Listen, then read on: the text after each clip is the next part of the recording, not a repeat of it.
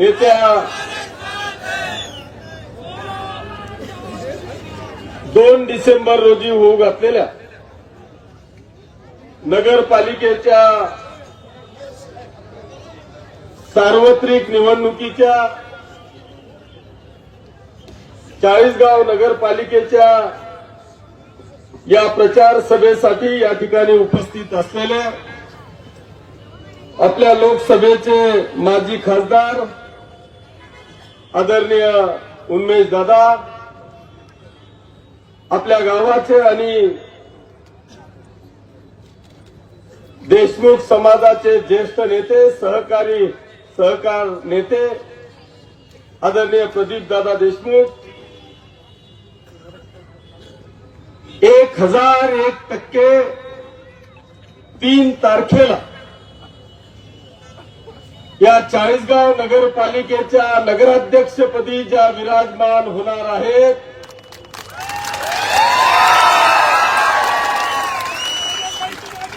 त्या आदरणीय पद्मदादाई देशमुख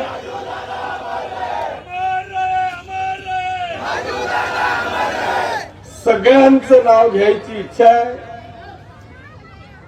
पण वेळ खूप कमी आहे आणि अजून दुसरी एक सभा आहे. त्याच्यामुळे पद्मजा ताईंना विजयाचा विळा उचलणारे मंचावर बसलेले सर्व सन्माननीय गण आणि ज्यांनी पद्मजा ताईंना विजयी करून खऱ्या अर्थाने राजू दादांना श्रद्धांजली वाहण्याचा विळा उचललेला आहे, असे माझ्या समोर बसलेल्या सर्व माता भगिनी बांधवांनो आणि मित्रांनो, पहिल्यांदा मी कैलासवासी राजू दादांना नमन होतो, त्यांना भावपूर्ण आदरांजली वाहतो. बांधवांनो, मला या सभेला येऊन दुःख होण्यापेक्षा निश्चितपणे आनंद होतोय की या देशमुख परिवाराने कैलासवासी तात्यासाहेबांपासून तर माझ्यापर्यंत केलेले जे उपकार आहेत त्या उपकाराची परतफेड करण्याची संधी मला पद्मजा ताईंच्या रूपाने ती उपकार फेडण्याची संधी या ठिकाणी प्राप्त झाली. त्याबद्दल मी पहिल्यांदा सगळे चाळीसगावकरांचे मनापासून आभार मानतो. आणि हे फक्त मी सांगितलेलं नाही, आदरणीय आमचे मित्र मंगेश दादा चव्हाण यांनी सुद्धा हे मान्य केलंय की मी माझ्या जीवनात इतका खानदानी विरोधक पाहिलेला नाही.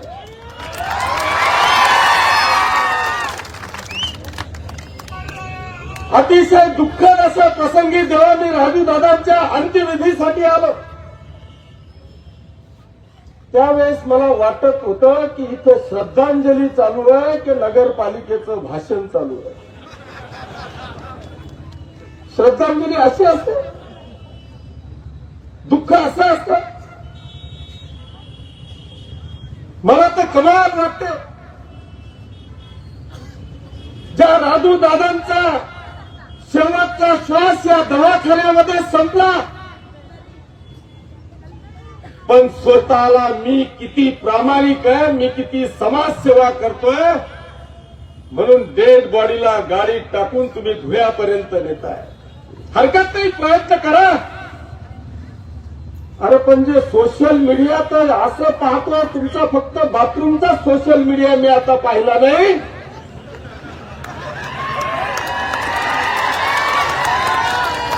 पण इथंही टाळूवरचं लोणी खाता. अरे जर खरोखर प्रामाणिकपणे तुम्हाला त्यांच्यावाली सेवा करायची होती ना, मागे एक गाडी तुमची, पुढे एक गाडी तुमची, हरकत नाही, आणखी 10 गाड्या घ्या, पण तेही सोशल मीडियावर. हे टाळूवरचे लोणी खाणारे मी माझ्या जीवनात असं कधी पाहिले नाही. दुःखाचं सुद्धा राजकारण करतात. बरं, त्या श्रद्धांजली म्हणून आणि शोक सभेमधून अशी श्रद्धांजली देताय. मला तर असं वाटलं की हे नगरपालिकेचं इलेक्शन लागल्याबरोबर आमचे तत्वनिष्ठ, इमानदार, ज्यांना खानदानी विरोधक समजताय असे आमचे मित्र मंगेश दादा उद्या आमच्या पद्मजा ताईंना 100% बिनविरोध निवडून देतील अशी मला खात्री वाटली. पण उलट झालं. तिथं खरं पितळ उघडं पडलं. जेव्हा मी शोक सभेला आलो, मला वाटलं आमचे मित्र मंगेश दादा कायमस्वरूपी जे बोलतात ते करतात असं ते म्हणतात, लोक नाही. मला वाटलं हे आता 100% करतील आणि म्हणून त्या भावनेने मला असं वाटलं की जर का खऱ्या अर्थाने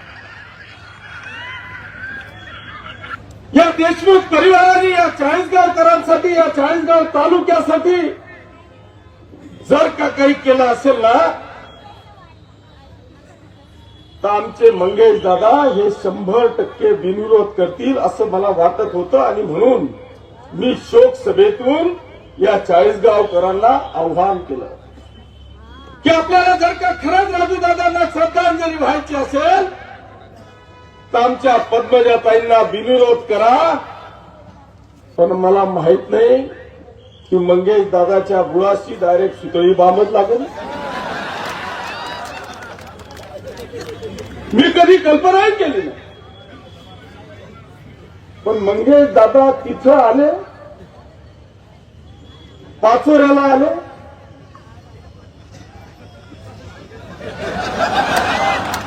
आणि असं काही बोलून गेले. मंगेश दादा मला म्हणाले, तुझा पगार किती, तू बोलतो किती. अरे मंगेश दादा, तुम्ही जरी माझ्यापेक्षा लहान असले तरी मी तुम्हाला अरे कार्य करणार नाही. ती संस्कृती या किशोरप्पाची नाही. पण तुम्हाला माझा पगारच पाहायचा असेल ना, तर तुम्ही आत्ताही लाईव्ह पाहताय.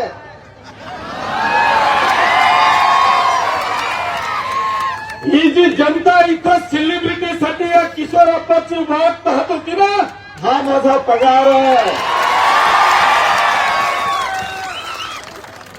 पण तुमची लायकी किती, तुम्ही बोलता किती. अरे मंगेश दादा, तुम्ही 6 वर्षाचे बाळ आहात. मंगेश दादाला कोण ओळखायचं?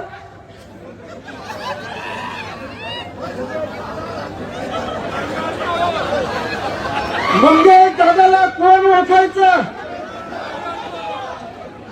अरे मंगेश दादा, पहिल्या टर्मला जेव्हा उन्मेष दादा आमदार झाले ना,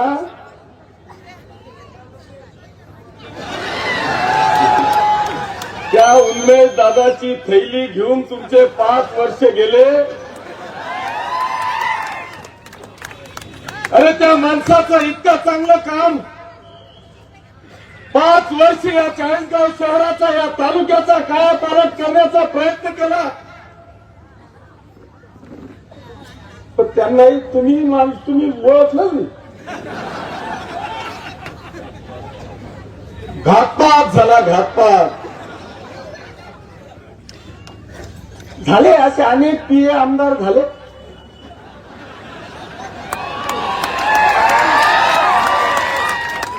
आणि तेच पीए या दादांचा घात केला आणि पीए या ठिकाणी आमदार झाले. ठीक आहे, नशिबाचा खेळ आहे. पण एवढ्या 6 वर्षात मंगेश दादा तुम्ही इतके मस्ती याल असं मला कधीच वाटलं नव्हतं.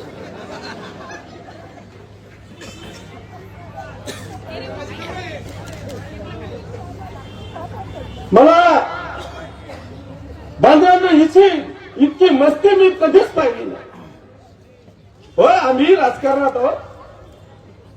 तिथे येऊन सांगितलं जातं की मी एवढी मदत केली, आमदार असा बोलला, मंगेश दादा, अरे मी या राजू दादांची गेल्यानंतर पद्मजाताईंची, या देशमुख परिवाराची, हा किशोरप्पा जाहीर माफी मागतो की हे जे पहिला टर्मला 5,000 मतांनी निवडून येणारं पाप आहे ना, ते पाप या किशोरप्पांनी केलंय.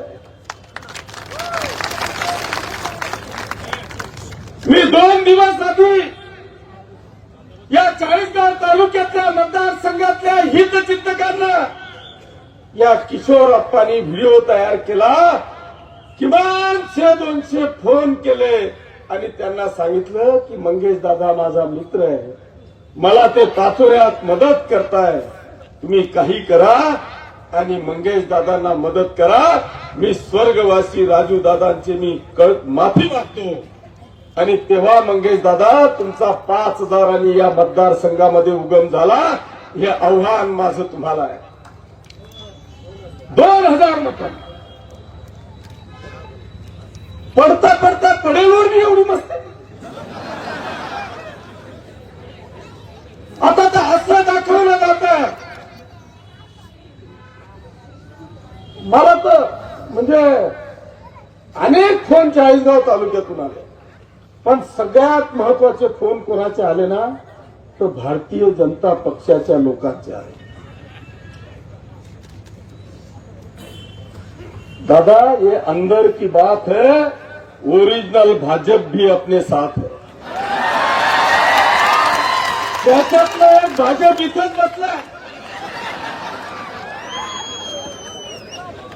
आज अशी परिस्थिती आहे की ज्यांनी कैलासबापू सूर्यवंशी इथे, अरे ज्यांनी खऱ्या अर्थाने या भारतीय जनता पक्षाच्या कमळाची पाकळी सुद्धा या चाळीसगावमध्ये नव्हती ना, त्यावेळेस या अशा अनेक निष्ठावान भारतीय जनता पक्षाच्या कार्यकर्त्यांनी या भाजपचा उगम या ठिकाणी केला.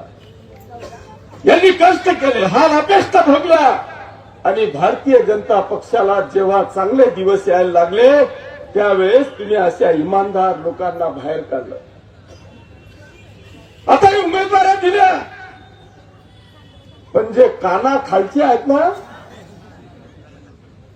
त्यांना यांनी उमेदवाऱ्या दिल्या. मी सांगेन तोच ठराव पास कर, मी सांगेन त्या जमिनीचं रिझर्वेशन निघायलाच पाहिजे. राजू अण्णा जायत, दादा जायत, कैलासू जायत, या कधी उठीतील का? त्याला माहिती नाही, डोक्यावरचे. पण आता डायरेक्ट काहीच नाही, अशा लोकांना उमेदवाऱ्या दिल्या, काहीच नाही. पण बांधवांनो, खरंच मी तुमचे सगळ्यांचे मनापासून आभार मानतो. या चाळीसगावनी दादागिरी, मस्ती हे कधी सहन केलं नाही. एक सच्चा सेवक म्हणून या देशमुख परिवाराने या 40 गावाची सेवा केली. पण इथे अतिशय दमदाटी केली जाते, दम दिला जातोय. पोलिसांचं तर विचारूच नका. मला तर वाटतं ना, ह्या 5 वर्षात किमान 10 PI लोक बदलून गेले असतील. एकही माझ्याकडे पाठवण्याला तपास करा. माझ्याकडे अधिकारी यायला लाईन लावतात, इथं बदली करून जायला लाईन लावतात सगळे अधिकारी. खबर कायद्याच्या पलीकडे जाऊन काम करायला लावतात. पोलिसांची तर अशी परिस्थिती आहे आणि त्यांचा जिव्हाळा मला नक्की आहे. त्यांनीच सांगितलं होतं की पोलीस से ना दोस्ती अच्छी ना दुश्मनी अच्छी. आहे ना, मी पोलीस आहे, ते अजूनही माझ्या रक्तात आहे. इतकी वाईट अवस्था की इथं किमान 15-20 पोलिसांच्या बदल्या. एक तर अशी घटना, स्वतः पोलीस स्टेशनला जाऊन पोलिसांना बळजबरी कंप्लेंट करायला लावली. माझ्या जिथे ते 2-3 पोलीस त्या डीवायएसपीला सांगून 1.5 लाख रुपये त्याच्याजवळ दिले आणि याच्या घरात हे 1.5 लाख रुपये सापडले. इतका खोटा गुन्हा या ठिकाणी केला. अरे माझ्या पोलिसांना आव्हान आहे, हा बी एक पोलीसवाला आहे. मला आता सिंघम पिक्चरची आठवण येते.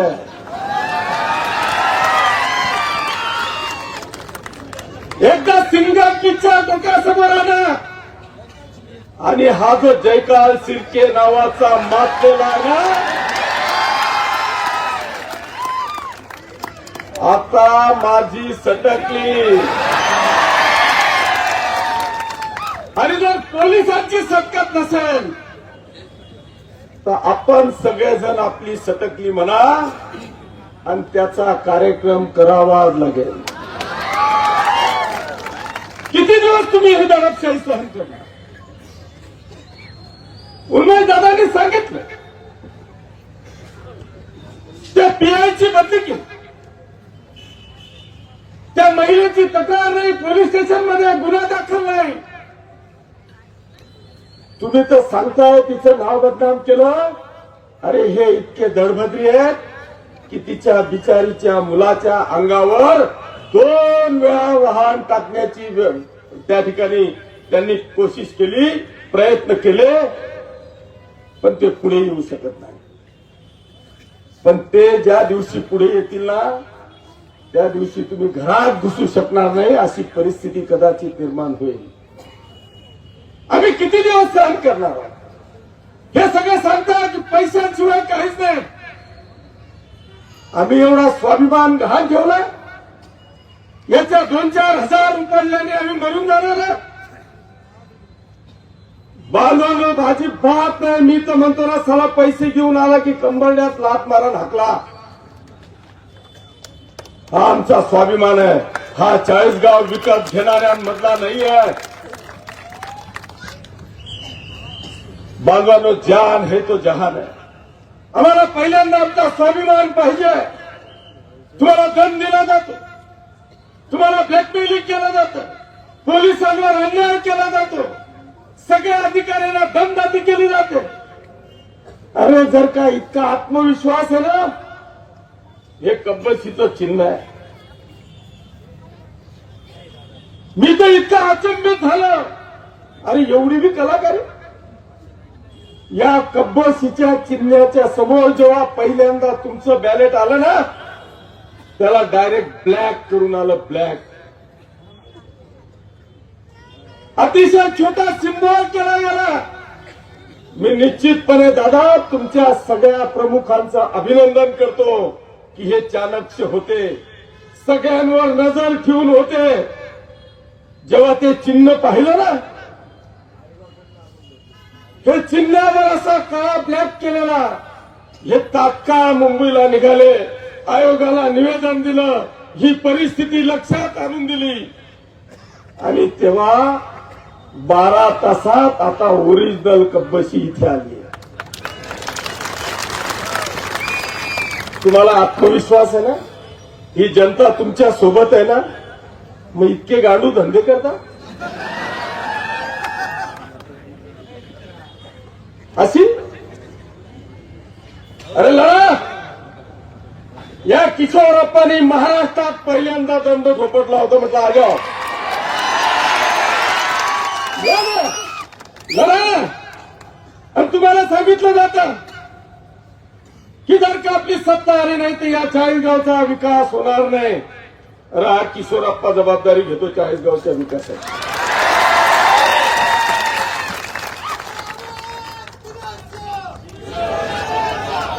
पद्मजाताई कोण आहे? अरे ही पद्मजाताई तुमच्या कैक पिढ्यांच्या पहिले राजकारणातली आहे, देसाई खानदानातली आहे. आत्ताचे पर्यटन मंत्री आणि शिवसेनेचे नेते आदरणीय शंभूराजजी देसाई साहेबांची बहीण आमची पद्मजाताई आहे.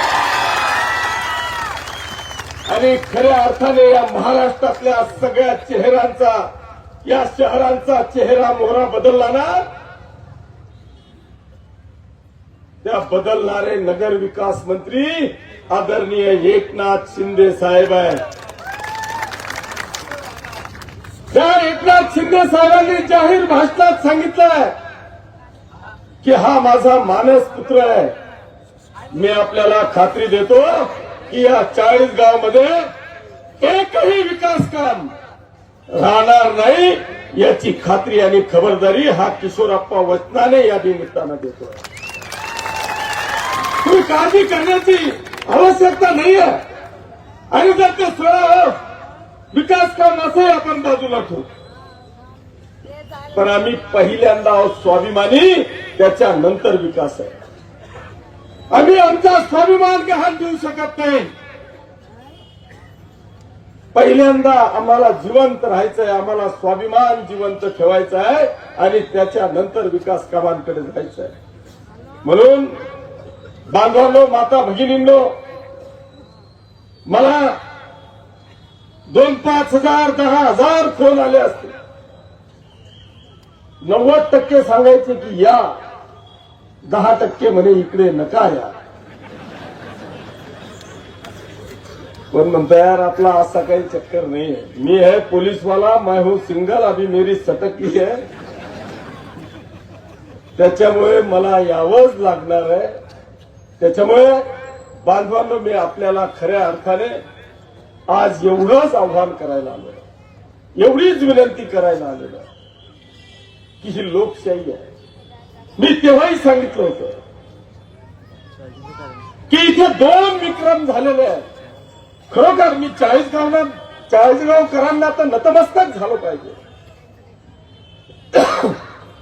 यांनी 2001 मध्ये जेव्हा मी लोकनियुक्त नगराध्यक्षाला उभा होतो आणि ताईसाहेब जेव्हा लोकनियुक्त नगराध्यक्षाला उभ्या होत्या, त्यावेळेस या चाळीसगावकरांनी अरे एवढं मोठं स्वागत केलं की त्यांना ट्रॅक्टरभर साड्या आणि ट्रॅक्टरभर नारळ आली.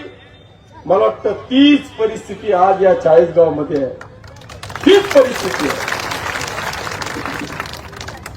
बांधवांनो, आपल्याला सगळ्यांना माझे हात जोडून विनंती आहे, माझं सोडा. त्यांनी यावं, माझ्यावर काय बोलायचं, माझा काय कार्यक्रम लावायचा आपण पाहून घेऊ. पण इथे ना चाळीसगावकरांना माझी खरोखर हात जोडून बांधवांनो या निमित्तानं विनंती आहे की या परिवाराने स्वतःसाठी काही कमावलं नाही. या परिवाराने या चाळीसगावकरांची लूट केलेली नाही. यांचं आज बी जे चाललंय ना, एकरभर काट टाक चालले. इथे आजही तिजोरीत पैसा नाही आणि हे 6 वर्षाचं पाखरू फक्त पैशावर बोलतो. माझ्याकडे आलं, त्यांनी भाषणात सांगितलं की तुम्ही आमच्या भरोश्यावर उभे राहा आणि सण नाही सुद्याला आमंत्रण द्या.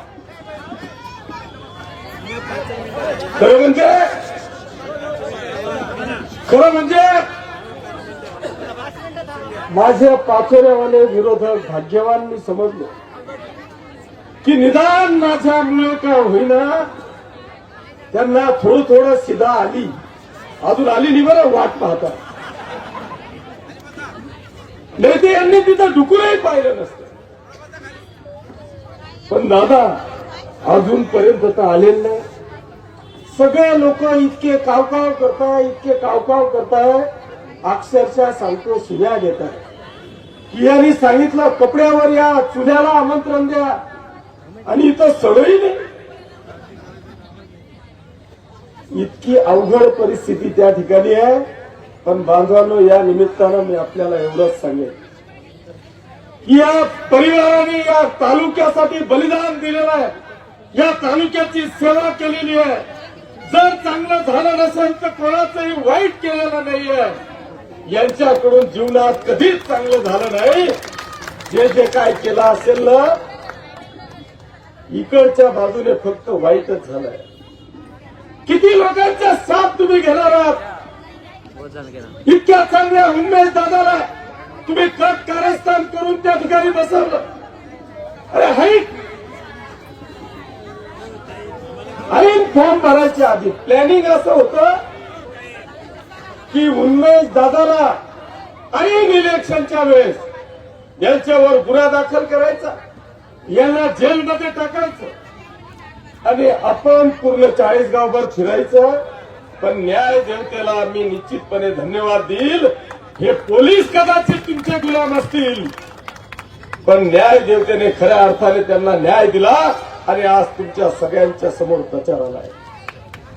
बरं, या पोलिसांच्या बदल्यांमध्ये फक्त 40 गाव पुरते नाही, माझ्याकडे सुद्धा 7-8 पोलिसांच्या बदल्या केल्या.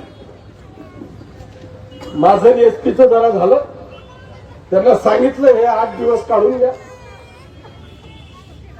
अरे, स्वतःच्या बलबुत्त्यावर लढायची हिंमत असली पाहिजे. एक पोलीसवाला जर का आपलं परिवर्तन करणार असेल ना, असं होऊ नाही शकत. माझ्याकडे एक सेक्रेटरी होता मला विकास सोसायटीला. मी 4 टर्म जिल्हा बँकेचा संचालक आहे, व्हाईस चेअरमन होतो. आणि आमचा तो सेक्रेटरी ना प्युअर ओंकार अप्पाचा होता. त्याच्या घरात आसाराम बापू एवढा फोटो ओंकार अप्पांचा होता. मी 1-2दा त्याच्या घरी सुखादुःखात जाण्याची वेळ आली, पण या किशोर अप्पांनी 5 टर्म 20 तो सेक्रेटरी ऑटोमॅटिक माझं काम करायला लागून गेला. कधी दमबी नाही. प्रेमाने जग जिंकलं शिका. माझ्याकडच्या लोकांचे बदल्या केल्या म्हणजे हेडक्वार्टरला इलेक्शन संपेपर्यंत पाचोऱ्यात जायचं नाही. त्यानं म्हटलं चांगलं झालं, सिकवर चालले जा, आता ओपन प्रचार करा. ड्युटीवर असताना करता येत नाही. मला इथलेही नाव आलं, इथले नाव आले की हे 4 पोलीस त्यांच्या पंढरक्या करतायत. इथलेच हे 40गाव तालुक्याचे. बोरखेडा बिरखेडा कुठले तरी आहे, मुनखेड्याचं एक आहे, बोरखेड्याचं एक आहे. अरे म्हटलं मी इतके हलकट धंदे करणारा नाहीये रे. सांग त्या पोलिसांना तुमच्या गाडीत दम असेल तेवढं काम करा. मी ते एसपीला सांगितलं हे पोलिसांच्या काय बदल्या करतो. माझा पीआय माझं काम करतोय, त्यांची मी बदली करून टाक. आणि मंगेश दादा सांग जिल्ह्यातला नाही तर महाराष्ट्रातला तुझा जो खास असेल ना त्याला पाचोरा पोलीस स्टेशनचा चार्ज दे आणि पाचोऱ्याचं नगराध्यक्ष पदाचं इलेक्शन लढून जिंकून दाखव. हा किशोरप्पा राजकारण सोडून देईल, नाही तर नाव बदलून देईल. आम्ही काय झकमारी करतो 18 तास. हे येतील 2-3 वर्षात आपल्याला हरवून जातील, नाही तर जिंकतील. आणि एवढा घाबराल का आमचे 2 नंबरचे धंदे. अरे ज्यांचे 2 नंबरचे धंदे असतील ते तुम्हाला घाबरतील. चला आमचे उतारे पाहिले ना तर 10, 20, 25 कोटी रुपयाचे डायरेक्ट बँकांचेच लोन दिसते. आमचं काय करणार आहे दादा तुम्ही. त्याच्यामुळे बांधवांना चिंता करण्याची आवश्यकता नाही. नो चिंता. आणखी एक आव्हान केलं होतं की तुमचा जर का एक निवडून आला ना तर मी 40गाव मध्ये तुमचा सत्कार करू. आता मी इतक्या हलकट माणसाकडून सत्कार घेऊ का. अरे मी सत्कार घेईल. या राज्याचे उपमुख्यमंत्री एकनाथजी शिंदे साहेब, या राज्याचे नगर विकास मंत्री एकनाथजी शिंदे साहेब, या राज्याचे पर्यटन मंत्री आदरणीय शंभूराज देसाई साहेब यांच्याकडून सत्कार घेईल. त्यांना सांगेल की साहेब तुमच्या आशीर्वादाने 40गावच्या नगराध्यक्षा पद्मजा ताई यांना आम्ही सगळे मिळून निवडून आणलेलं आहे. तुम्ही माझा जाहीर सत्कार करा. आणि राहिला एक नगरसेवकाचा ना दादा, सुरुवात तुम्ही केली आहे, खतम किशोरप्पा करेल. आज नंतर नगरपालिकेचं आवड त्यांना असं वाटत होतं की हा सगळा डिस्टर्ब झाला पाहिजे. पण मी बी पत्रकारांना सुद्धा प्रतिक्रिया दिली. मी म्हटलं मी तिथंच येईन. तुम्ही पुन्हा येईन म्हणताना म्हटलं मी तिथंच येईन. आणि आज इथे आलो. पण बांधवांनो, मला माझा सत्कार हा एकनाथ शिंदे साहेबांकडून करू द्यायचा असेल तर तुम्हाला पद्मचरताईंना नगराध्यक्ष पदावर विराजमान करावंच लागेल. आणि जर माझा सत्कार उद्यायचा नसेल ना, तुम्हाला परमेश्वर बी माफ करणार. तुम्हाला सगळ्यांना हात जोडून विनंती आहे, एका बाजूला नेता आहे आणि दुसऱ्या बाजूला ही जनता आहे. हा जनतेचा आवाज आहे आणि मला खात्री आहे की जनतेचा आवाज हा कोणी दाबू शकत नाही, या जनतेला कोणीही थांबवू शकत नाही. त्याच्यामुळे विजयापासून आपल्याला कोणीही रोखू शकत नाही. म्हणून बांधवांनो, माझी आपल्याला हात जोडून विनंती आहे, सगळेच्या सगळे नगराध्यक्ष नगरसेवक असा क्लीन स्वॅप द्या ना की कधी वाजे का ना वाजे. आता आणखी काही राहिले का भाऊ? करारा आहे ना? करारा झाला का दरारा झाला? हरकत नाही.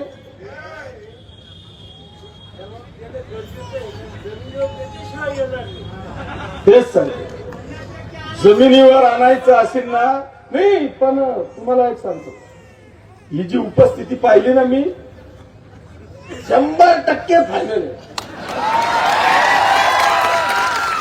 तुम्ही नगरपालिकेच्या इलेक्शनच्या कोणत्याही सभा बघा, त्याच्यात आहे ना 50-60% वरती आमच्या महिला भगिनी दिसल्या की समजून घ्यायचं ते प्रेमाने आलेले नाहीत. हे जे येतं हे बोलतं चित्र आहे. आणि तुम्हाला एक सांगतो, ही जी लाडकी बहीण आहे ना, यांनीच तुमचा विधानसभेत जो कार्यक्रम झाला ना, पण आज ही सगळी लाडकी बहीण एकनाथ शिंदे यांना विचारा की तुमचा खरंच सक्का भाऊ कोण आहे. त्या एकच सांगतील, आमचा खरा लाडका भाऊ एकनाथ शिंदे साहेब आहे, ह्या महाराष्ट्रातल्या तमाम भगिनी सांगतील. आणि मला माहिती आहे की मी एकनाथ शिंदे साहेबांचा चेला आहे, त्यांचा संदेश घेऊनच आलोय असं समजा. आणि सगळ्या लाडक्या भगिनींनी आपल्या पद्मजाताईंसारख्या लाडक्या भगिनीच्या पाठीशी खंबीरपणे उभं राहून आपल्या पद्मजाताईंना नगराध्यक्ष पदाच्या सिंहासनावर विराजमान करा, एवढीच एक आग्रहाची विनंती करतो. आपण सगळेजण एवढ्या मोठ्या संख्येने आलात, त्याबद्दल आपल्या सगळ्यांचे मनापासून आभार मानतो आणि थांबतो. जय हिंद, जय महाराष्ट्र.